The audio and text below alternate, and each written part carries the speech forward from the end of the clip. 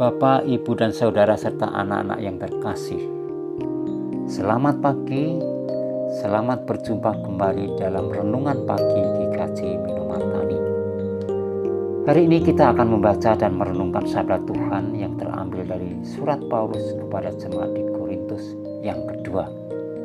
2 Korintus pasal 4 ayat 16-18 yang demikian bunyinya. Sebab itu kami tidak tawar hati, tetapi meskipun manusia lahiriah kami semakin merosot, namun manusia batiniah kami dibaharui dari sehari ke sehari. Sebab penderitaan ringan yang sekarang ini mengerjakan bagi kami kemuliaan kekal yang melebihi segala-galanya, jauh lebih besar daripada penderitaan kami. Sebab kami tidak memperhatikan yang kelihatan, melainkan yang tak kelihatan, karena yang kelihatan adalah sementara, sedangkan yang tak kelihatan adalah kekal. Demikian sabda Tuhan. Tema hari ini adalah membangun manusia rohani. Saudara-saudaraku yang terkasih, ada 2 jenis pertumbuhan dalam diri manusia, yaitu pertumbuhan jasmani dan pertumbuhan rohani. Setiap manusia yang lahir akan terus bertumbuh mulai dari bayi sampai dengan lanjut usia. Secara fisik, pertumbuhan jasmani akan mencapai titik puncak yang kemudian mulai menurun. Kekuatan puncak dialami ketika dalam usia dewasa. Tetapi setelah menginjak usia lanjut, mulai berangsur menurun. Pertumbuhan fisik atau jasmani berhubungan dengan kesementaraan. Itulah manusia jasmani dari manusia. Lalu bagaimana dengan manusia rohani? Manusia rohani menyangkut jiwa, roh, dan karakter pada ayat yang ke-16.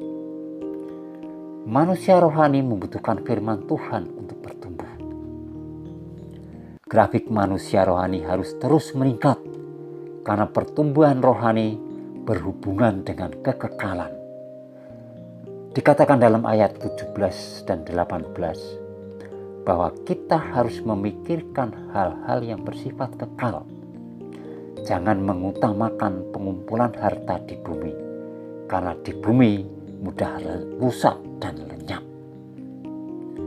Jika kita harus bertumbuh terhadap apa yang tidak kelihatan, dalam hal ini adalah kemuliaan yang luar biasa, maka kita tidak mengharapkan damai, sukacita, dan kepuasan dari dunia ini. Kita akan mencari kerajaan Allah dan kebenarannya. Jika kita mengejar hal tersebut, maka semuanya akan ditambahkan kepada kita.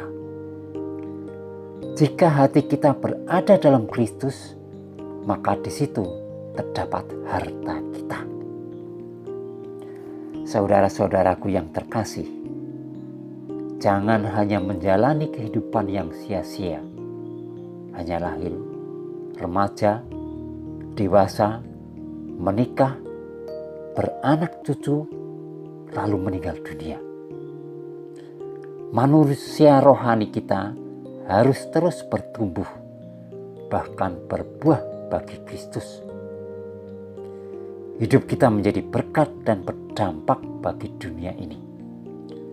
Pandemi corona yang sedang melanda bukan menjadi penghambat, menjadi penghalang bagi kita untuk terus membangun manusia rohani kita. Mari kita membangun manusia rohani kita di dalam Kristus Yesus. Mari kita berdoa. Bapa Surgawi, suburkanlah manusia rohani kami agar dapat terus tumbuh dan berbuah bagi Kristus. Amin. Demikian renungan hari ini. Selamat beraktivitas.